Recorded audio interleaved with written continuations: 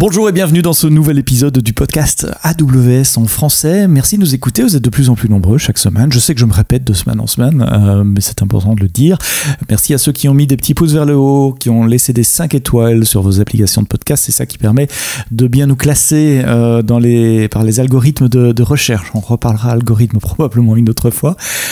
Aujourd'hui dans ce podcast, j'ai le plaisir d'accueillir Romain Marcadier, qui est ingénieur en développement chez AWS dans l'équipe SDK and Tools, et en particulier il travaille sur un sous-système du CDK. Donc aujourd'hui on va parler CDK, de ce sous-système et de l'open source aussi, puisque tout ça c'est en open source. Romain, merci d'être là. Ma première question, c'est comment tu te présentes ton boulot, si tu devais le présenter à quelqu'un qui n'est pas technique, à quelqu'un de ta famille par exemple? La façon la plus simple, je pense, de décrire ce que je fais, c'est de dire déjà dans un premier temps que ce que je fais, c'est des outils pour les développeurs. Donc en fait, je crée des choses pour les gens comme moi finalement. Et donc plus spécifiquement, le domaine en particulier, c'est l'infrastructure en code. Donc c'est-à-dire que quand on veut déployer une application, donc on peut par exemple dire un site web comme Amazon.com, si on veut créer ce genre de service, il faut qu'on puisse avoir des ordinateurs pour le faire fonctionner, avec une connexion Internet, avec des disques durs pour stocker l'information, tout ça. Et donc l'idée, c'est que dans Amazon Web Service, on peut configurer tout ça par logiciel. Donc on a des programmes qui configurent l'infrastructure qui fait tourner Amazon.com.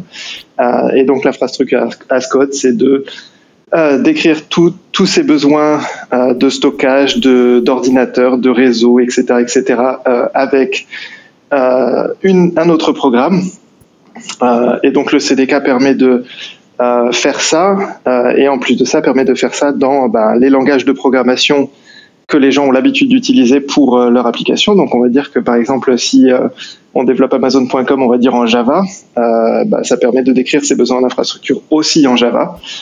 Comme ça, il n'y a pas besoin d'apprendre plusieurs langages de programmation pour pouvoir faire tourner son site.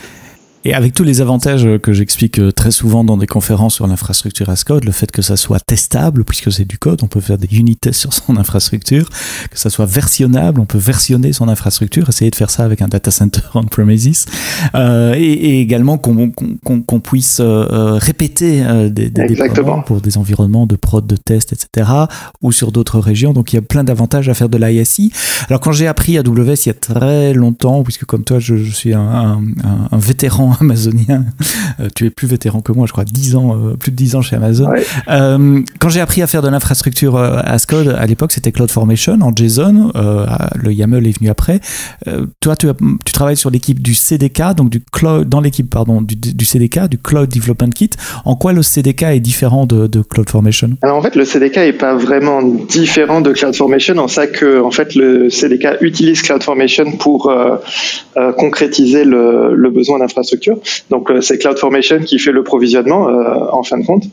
Par contre, ce que le CDK permet de faire, c'est que il nous permet de créer des abstractions de plus haut niveau par-dessus les composants qu'il y a dans CloudFormation.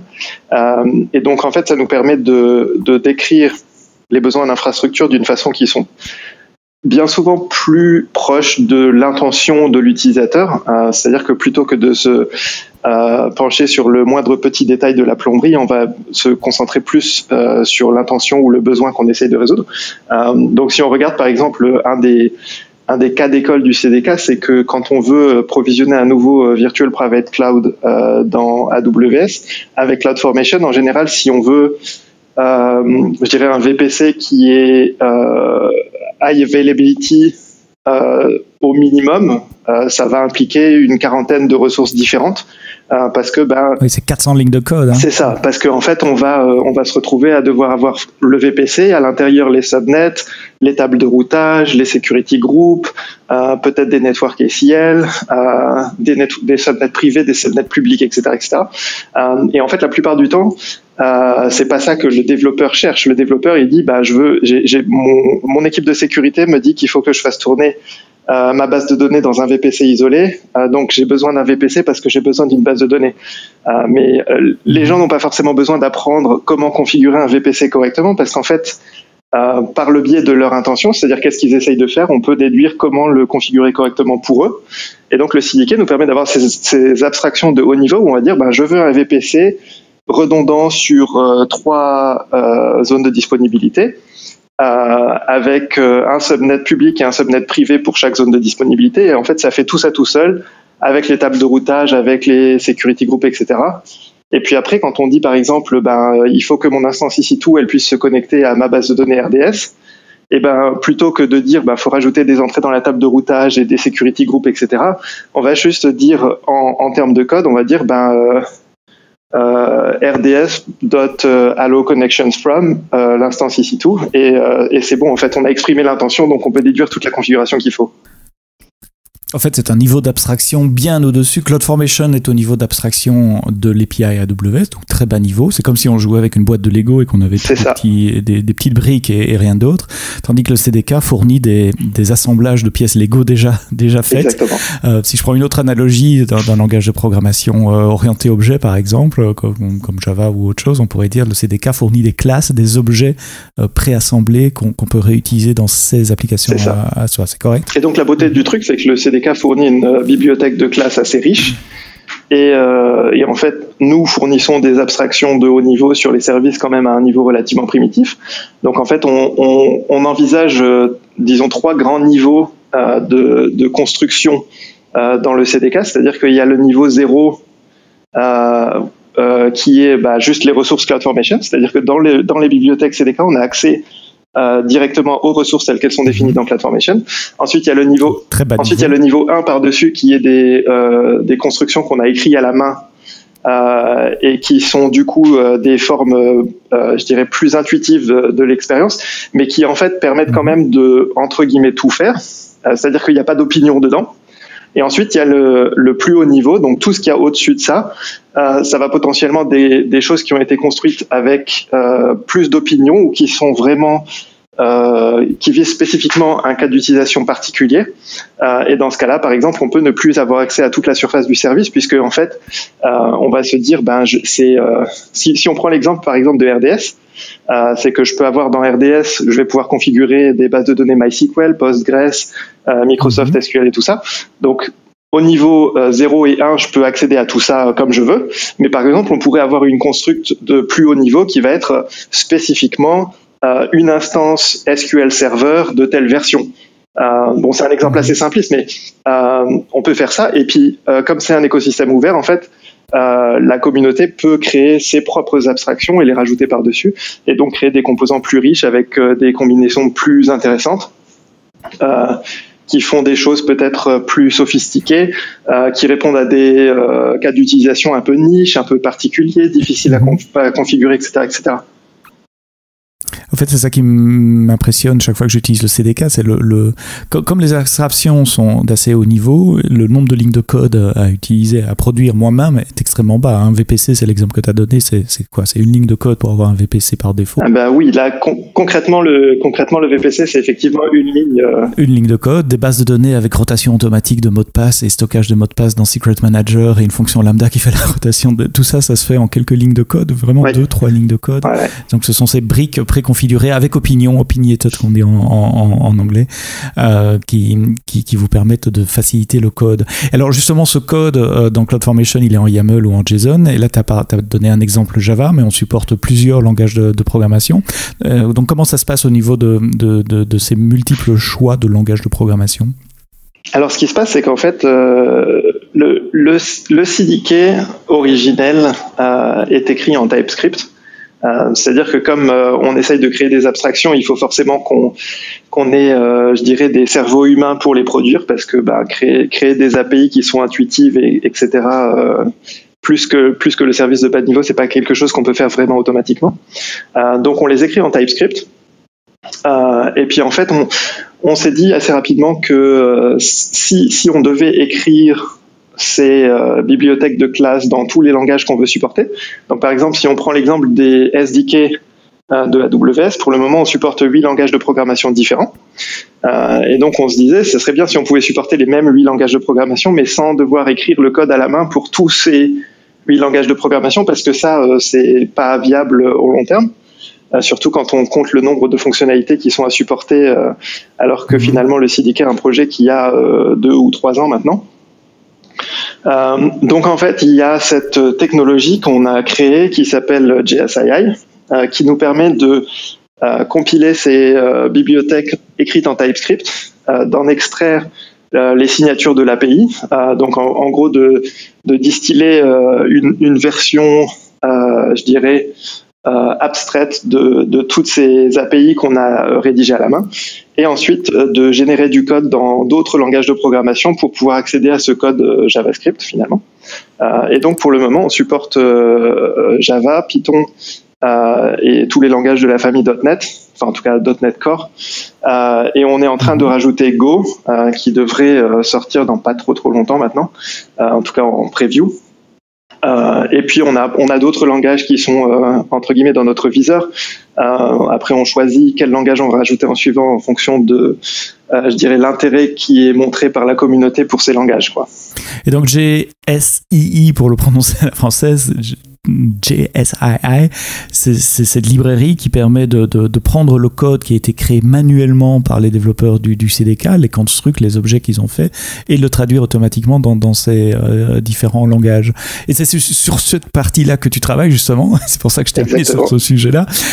Et ça marche comment? Vous avez écrit un parseur TypeScript qui parse le code source et puis qui vous reconstruisez. Alors, en fait, j'imagine du peu que je sais comment fonctionne un compilateur. Vous construisez un arbre syntaxique abstrait et à partir de là, vous allez plugger différents langages. Alors en fait, on a pu prendre de l'avance dans ce domaine parce que le compilateur pour le langage TypeScript, qui est développé par Microsoft, fournit des API qui nous permettent de l'utiliser et de l'enrichir. Donc en fait, on a créé un compilateur qui utilise, en fait, qui encapsule entièrement le compilateur TypeScript et qui utilise le vérificateur de type du compilateur TypeScript en fait pour extraire les informations dont on a besoin. Et donc en fait, ce qui se passe, c'est que pour simplifier, pour schématiser, on compile simplement la bibliothèque en TypeScript avec le compilateur TypeScript, tout ce qu'il y a de plus normal. Et en plus de ça, on va écrire un fichier qu'on appelle un assembly qui décrit les API, donc la liste de classes et toutes les méthodes et toutes les interfaces, toutes les énumérations, etc. qui sont dedans. On produit un fichier en plus qui contient la description de tout ça. Et ensuite, ce fichier-là, on a un autre outil qui s'appelle PackMac qui le consomme et qui produit une version en Java et une version en Python et une version en C#, qu'ensuite on va pouvoir publier séparément et les gens vont pouvoir simplement les utiliser. Et donc ces versions d'autres langages, en fait, on n'a pas traduit tout le TypeScript en Java, on a vraiment juste traduit les API parce que l'implémentation est toujours honorée par la version JavaScript de base. C'est-à-dire que quand on utilise une bibliothèque JSI en Java, par exemple, Java va démarrer un petit process node à côté qui va exécuter le JavaScript et qui, en fait, Java ne fait que dire au JavaScript, fais ci pour moi, fais ça pour moi. Et donc, c'est comme ça que ça fonctionne. Et de cette façon-là, en fait, on s'assure que le comportement est exactement le même dans tous les langages, finalement. Oui, bug pour bug compatible. Oui. S'il y a un bug dans TypeScript, au final, c'est le TypeScript qui va être exécuté. Donc, j'essaie de reformuler pour être certain que j'ai bien compris. Ce que vous générez, c'est une définition de l'interface et vous avez un moteur runtime qui va permettre d'interfacer le code TypeScript à partir des langages natifs, enfin des langages target, Java, Python par exemple. Mais donc, vous exposez juste une façade qui derrière va appeler le runtime Node avec le code TypeScript qui tourne dans Node, c'est correct? Exactement. Ça me rappelle du Java JNI, pour ceux qui ont travaillé là-dessus au siècle passé, ou du Corba IDL. L'idée est un peu la même, non? Oui, c'est un peu le même raisonnement. C'est un peu le même raisonnement que JNI ou que d'une manière générale tout ce qui est interface FFI. C'est-à-dire que on exécute du code entre guillemets étranger depuis l'environnement d'un autre runtime ou d'un autre langage de programmation. C'est juste qu'en général, JNI et FFI, ça va exécuter du code qui va être C ou C++ typiquement, et que nous, là, on le fait avec du JavaScript. Et du Node.js. Ça veut dire que quand j'exécute, quand je fais mon CDK deploy d'une construct CDK en Python, dans l'interpréteur Python qui commence, il va lancer Node.js. Donc j'ai quand même besoin d'installer Node.js sur ma machine. Ouais. Ok, d'accord, je comprends bien. En tout cas pour le moment. Ah, tu veux annoncer des choses? Non, je blague. Et tout ça, CDK et JSSI est en open source. Donc, toi, tu travailles pas sur des repos de code privés à Amazon, mais sur GitHub tout au long de la journée. Ça change quoi pour un projet AWS d'être en open source versus les projets qu'on fait en interne? Déjà, le premier changement évident, c'est que quand on travaille en open source, il y a certains outils qu'on a, je dirais, pour faire du développement interne qu'on ne peut pas utiliser pour de l'open source. Ça paraît assez logique, mais ça fait qu'en fait, c'est un peu une lame à double tranchant. C'est que d'un côté, on a des outils en interne qui sont assez fantastiques et qui permettent de faire des trucs assez sympas, mais c'est des outils en interne, donc il faut apprendre chaque fois séparément comment les utiliser. L'upside clair, c'est que en fait, au final, on travaille sur ce projet-là comme n'importe qui d'autre sur Internet travaille sur ce projet-là. Donc, si j'ai un problème et que je vais chercher sur Google, j'ai vachement plus de chances de trouver de l'aide qui soit pertinente pour ce que je fais. Que si je le faisais avec une stack complètement interne à Amazon. Le deuxième truc, c'est que j'ai beaucoup plus d'interactions directes avec mes utilisateurs que ce que j'aurais si je travaillais sur un produit entre guillemets closed source. C'est-à-dire que là, mes utilisateurs, ils peuvent venir directement m'informer des bugs qu'ils ont trouvés, ils peuvent me proposer des idées, on peut interagir vachement plus directement puisqu'au final tout est public et tout est disponible sur Internet. Et ça se passe comme ça, donc les clients qui utilisent CDK, qui trouvent des bugs dans le CDK, ils remontent des issues sur GitHub et tout ça se fait de façon publique? Exactement.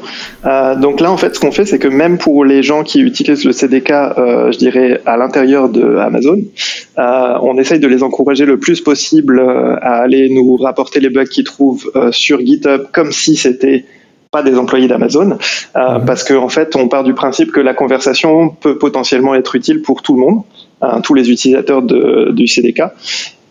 Et donc en fait on leur demande de nous prévenir entre guillemets par les canaux internes que si leur problème, en gros ils peuvent pas en parler en public parce que il est intrinsèquement lié à des choses qui sont propriétaires ou parce que c'est sur des extensions propriétaires qu'ils peuvent avoir ajoutées sur le CDK, etc. Mais d'une manière générale, en fait on leur dit le CDK est un produit open source, donc la communication publique c'est notre façon de faire préférée et c'est notre façon de faire par défaut.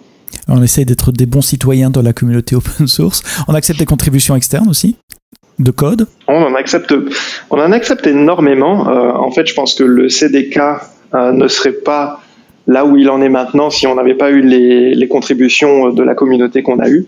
Il y a des parties entières finalement de la bibliothèque de Construct du CDK qui n'existeraient simplement pas parce qu'on n'aurait pas eu le temps de se pencher dessus pour le moment si des membres de la communauté ne l'avaient pas fait. Par exemple, on a eu des choses assez intéressantes qui ont été faites sur la bibliothèque pour Kinesis, qui ont été faites avant que Kinesis finalement arrive suffisamment haut dans la liste de priorité pour qu'on puisse se pencher dessus sérieusement. Et on a eu des contributions qui sont de super bonne qualité. C'est-à-dire qu'on a reçu des pull requests sur GitHub, qu'on les regarde et puis on dit on aurait pu l'écrire nous-mêmes, ça aurait été la même chose, sauf que on n'a pas eu besoin de le faire. Et donc du coup on a ces choses-là, donc on essaye de travailler avec la communauté pour améliorer ça. Et donc c'est pour ça qu'on est toujours très ouvert à ces contributions extérieures, puisque la surface d'opportunité de ce qu'on n'a pas encore pu faire est tellement immense que finalement le plus simple pour les gens qui ont besoin de quelque chose tout de suite, c'est de le faire eux-mêmes. Si on n'a pas fait. T'as une idée du profil type du contributeur? Ce sont des hobbyistes, des amateurs éclairés, des grosses entreprises, des petites entreprises? Ils ont un besoin niche spécifique qui est, comme tu l'as dit, assez loin sur notre liste de priorités, donc ils y vont eux-mêmes? Alors, ouais, je peux pas. C'est pas évident de parler de profil type. Je sais que on a eu des hobbyistes, on a eu des grosses entreprises. Je dirais que pour les hobbyistes vont venir contribuer beaucoup plus facilement finalement. Donc on en a peut-être plus, mais je peux pas vraiment, pas vraiment juger super précisément pour ça. C'est difficile de voir qui se cache derrière juste un nom. Toi, tu vois juste le nom du contributeur. C'est ça. Nécessairement pourquoi il travaille. Disons que des fois on sait parce que par exemple quand il y a des grosses entreprises qui vont vouloir travailler sur des choses, bien souvent elles vont demander à leur account manager de prendre contact avec nous pour s'assurer qu'en fait ils investissent pas des ressources dans quelque chose qu'on est en train de faire. Donc on a quand même des informations sur les grosses entreprises qui veulent se lancer dans des choses parce qu'on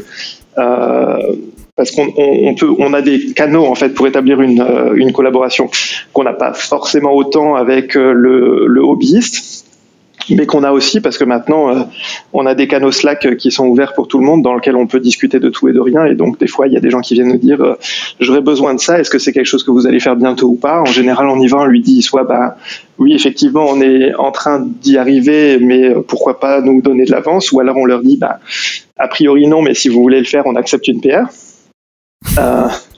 Et donc on a quand même ces échanges-là qui se font. Une critique que je vois parfois ou qu'on me rapporte parfois, c'est qu'Amazon consomme énormément de projets open source sans nécessairement recontribuer auprès des communautés. Et en fait, le projet CDK, il est open source, il est quand même assez spécifique à AWS, mais est-ce qu'il y a des parties comme JSS, je ne sais jamais si je dois le dire en anglais ou en français, GSII, qui est utilisé par d'autres projets, qui est contribué un give back à la communauté? Il y a plusieurs aspects. Disons que pour le moment, JSII spécifiquement, c'est un peu difficile. J'ai pas énormément de visibilité sur des utilisations qui sont faites hors CDK, bien que on le développe comme un produit générique et pas comme spécifiquement un détail d'implémentation du CDK. C'est pour ça qu'il a un repos séparé et qu'il a un nom séparé, etc., etc. Donc, il y a des gens, j'ai entendu parler de gens qui font des expériences un peu sympas avec JSII, par exemple des gens qui font des petits composants réutilisables et qui veulent pas forcer les gens forcément à utiliser le même langage de programmation qu'eux. Et donc JSII en fait permet de finalement rendre sans importance le choix du langage de programmation. Ça c'est plutôt intéressant. Après en termes du CDK plus spécifiquement, en fait on a travaillé avec des gens de chez Google et avec des gens de chez Terraform par exemple. Donc on a fait un CDK pour Terraform. Ah oui. Qu'on a démarré avec Terraform et que Terraform maintenant développe de façon indépendante. Et avec Microsoft, on avait commencé le CDK pour Kubernetes, et en fait non, c'était avec Google, pardon, pas avec Microsoft. Et puis en fait ce CDK pour Kubernetes, il a été accepté en projet sandbox par la CNCF en début de cette semaine. Donc en fait c'est officiellement, je crois à prendre avec la pincette qui va bien, le premier projet open source que AWS donne à une fondation. Ça veut dire qu'avec le même code CDK, où je peux utiliser le même genre de code, non, c'est pas exactement le même code évidemment puisqu'on parle de targets différents, mais ça veut dire qu'avec les mêmes constructs, je peux déployer ou créer une infrastructure Kubernetes ou créer du Terraform. Exactement. Donc c'est le même modèle de programmation. Donc c'est-à-dire qu'au niveau le plus bas, c'est les mêmes approches, c'est les mêmes composants. On a une librairie qui s'appelle Constructs, qui est, je dirais, le niveau 0 de tout ça, qui définit les fondamentaux du modèle de programmation. Et en fait, là, ce qu'on est en train d'essayer de faire ces temps-ci, c'est, de s'arranger pour que, en fait, les différentes variantes de CDK, donc le CDK pour AWS, le CDK pour Terraform, le CDK pour Kubernetes puissent être intégrés dans une seule et même application pour qu'en fait on puisse atteindre, je dirais, le saint graal du DevOps, c'est-à-dire que dans une seule application, je peux définir tous les composants, y compris si c'est mon truc multi-cloud de mon application. Et en fait, ça nous permet de sortir de vraiment c'est un produit entièrement AWS, c'est-à-dire que maintenant on peut provisionner de l'infrastructure Azure. Une fois qu'on aura fini ça, on pourra provisionner de l'infrastructure Azure depuis une application CDK qui, en dehors de ça, se déploie sur AWS. Donc il y a tout ce côté-là qui est assez intéressant et qui va se débloquer. Et ça n'aurait pas été possible si le projet n'était pas en open source. Beaucoup plus difficilement. Ça aurait été beaucoup plus compliqué, parce que forcément, si on le fait en closed source, je dirais qu'on n'est pas non plus là pour faire de la charité. Donc, je dirais AWS pour un développement propriétaire n'a pas spécifiquement d'intérêt à aller chercher, je dirais, permettre à ses clients d'utiliser plus d'Azure, par exemple. Ça paraît pas forcément être un goal qui est très facile à vendre au leadership. Bien que ceci dit, après, toute la philosophie de l'org DevTools, finalement, c'est de dire que nous, tout ce qu'on veut, c'est faciliter la vie des développeurs. Si ça veut dire qu'ils vont avoir plus simple à utiliser des produits compétitifs, tant mieux finalement. C'est-à-dire que par exemple, quand on a lancé le CDK, une question qui revenait très souvent, c'est est-ce qu'AWS est en train d'essayer de tuer Terraform ou est-ce qu'AWS est en train de tuer Pulumi? En fait, pas du tout. On n'est pas là pour remplacer qui que ce soit, on est là pour donner des options.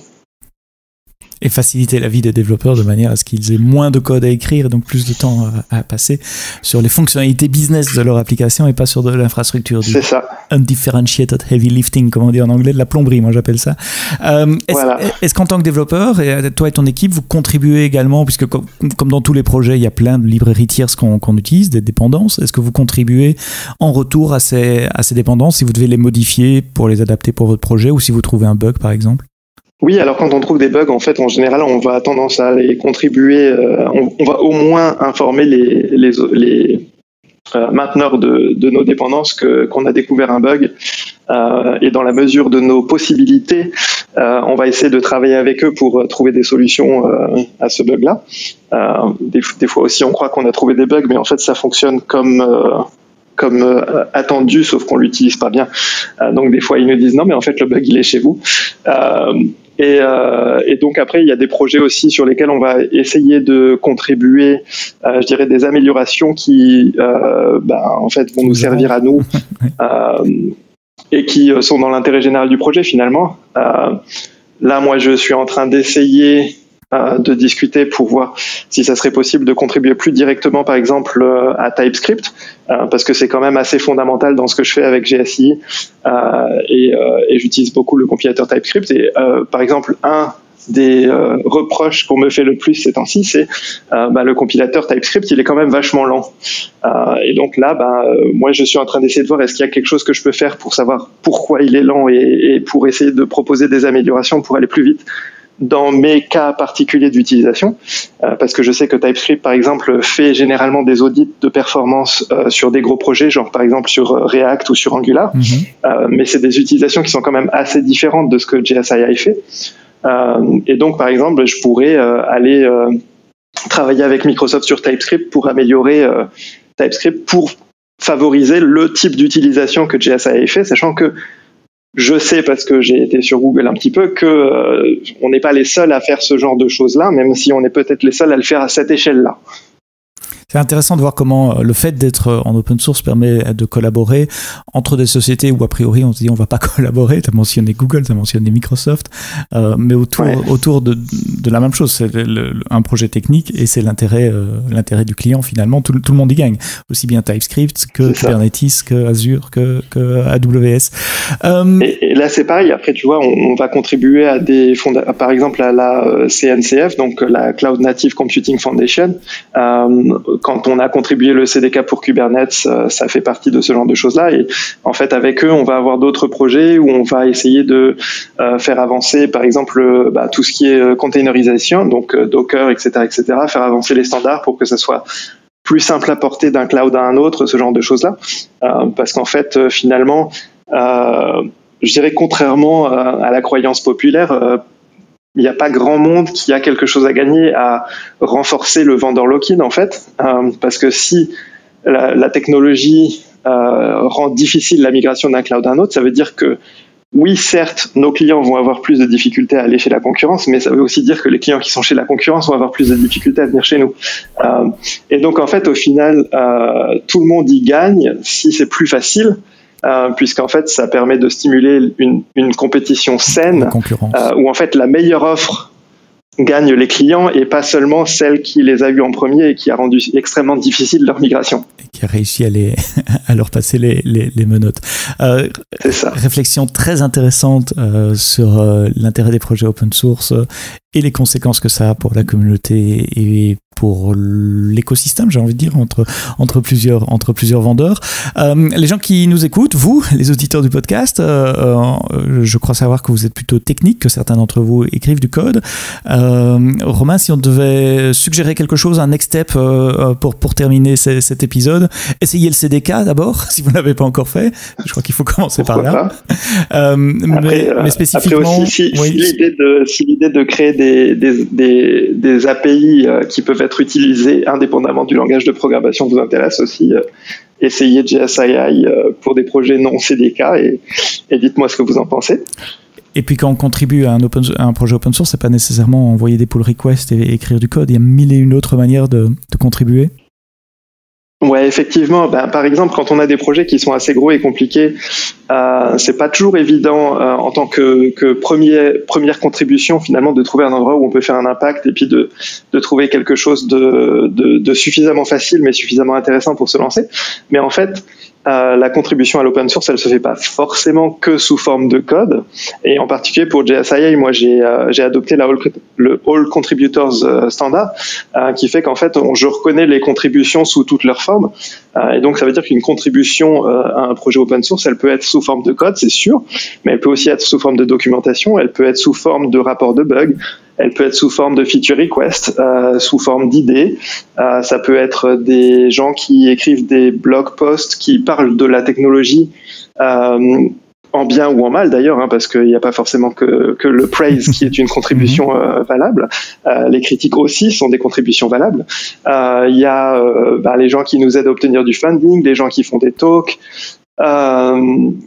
tout ça. Enfin, il y a plein d'autres façons de faire, mais d'une manière générale, le code, c'est peut-être la façon, en particulier sur le projet de JSII, finalement, le code, c'est peut-être la façon la plus difficile de faire une contribution à JSII. Et en fait, le projet a vraiment beaucoup avancé grâce aux gens qui viennent rapporter des bugs, parce qu'en fait, comme c'est, je dirais, une brique de bas niveau dans ces applications-là, c'est très difficile de tout tester. Et il y a des scénarios d'erreur auxquels on n'a juste pas pensé. Et tant que personne vient nous dire ça marche pas quand je fais ça, on le saura pas. Et puis des fois, quand les gens viennent nous dire j'ai trouvé ce bug-là, en fait, on découvre autre chose et on en ressort vraiment dans un meilleur état général du monde, parce qu'on a pu significativement améliorer le produit juste parce que quelqu'un à la base est venu nous dire je fais ce truc-là bizarre et ça crache. Donc toutes les contributions comptent, commencez quelque part, rapportez les erreurs, il n'y a pas de bug report stupide, si c'est pas un bug, on vous le dira simplement et ça sera fermé. Le seul bug report stupide, c'est celui qui n'a pas été rempli. Celui qu'on ne fait pas. J'aime bien cette phrase. Je la récupérerai si tu me le permets. Le seul bug report stupide, c'est celui qu'on n'a pas ouvert. Romain, merci pour la conversation. Allez voir le CDK, allez voir GSI, et je mettrai évidemment tous les liens dans les notes texte du podcast, donc les notes que vous voyez dans votre appli de podcast quand vous scrollez. Vous aurez tous les liens des différentes technologies dont nous avons parlé. Merci d'avoir écouté ce podcast jusqu'au bout. Parlez-en autour de vous, parlez-en à vos collègues. À très bientôt pour un prochain épisode du podcast AWS en français. Et d'ici là, quoi que vous codiez, codez-le bien.